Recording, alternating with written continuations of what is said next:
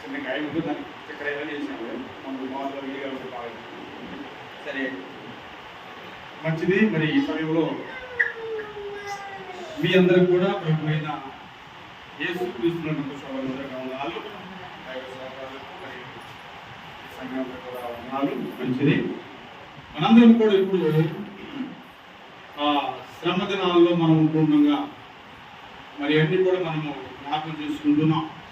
దినాలన్నీ కూడా ఒక మాట మనం జ్ఞాపకం చేసి చూడండి. ఒక మాట జ్ఞాపకం చేసి ముందుకెళ్దాము. హెబ్రీ రాసిన పత్రిక 2వ అధ్యాయం 5వ అధ్యాయము వచనము 7 చూద్దాం. హెబ్రీ రాసిన పత్రిక అధ్యాయం 5 వచనం 7 చూద్దాం. చదవండి.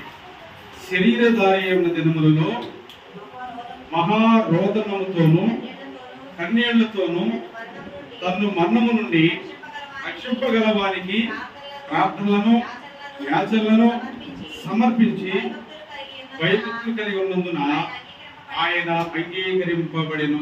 చూడండి, మనము ప్రతి దినము ప్రతిరోజు ప్రతి ఒక్క గడిలో కూడా అంచెలంచెలుగా మనం ఎదుగుతున్నాం. ఇప్పుడు మనము శరీర ప్రాంతాలకు వచ్చాము.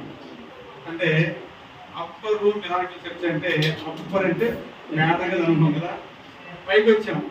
ఇప్పుడు మనం ఇక ఎక్కడికి వెళ్ళాలి? కిందకి వెళ్ళకూడదు. ఇక ఎక్కడికి వెళ్ళాలి? ఎంత పడే సంఘం వెళ్ళిపోవాలి ఇక కదా.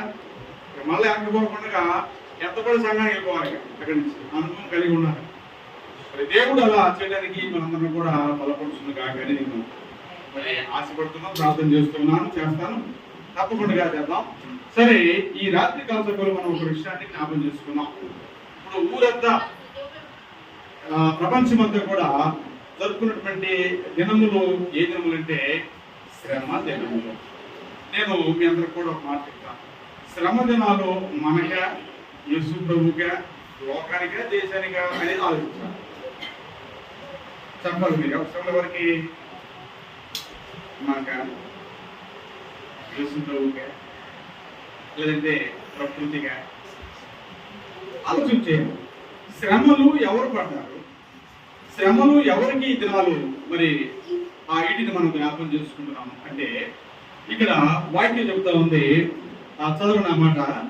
శరీరధారి ఉన్న దినములలో మహారోదనముతోనూ కన్నీళ్లతోనూ తన్ను మరణము నుండి రక్షించగల వారికి ప్రార్థనలు యాచనలు సమర్పించి భయభక్తులు కలిగి ఉన్నందున ఆయన అంగీకరించబడెను.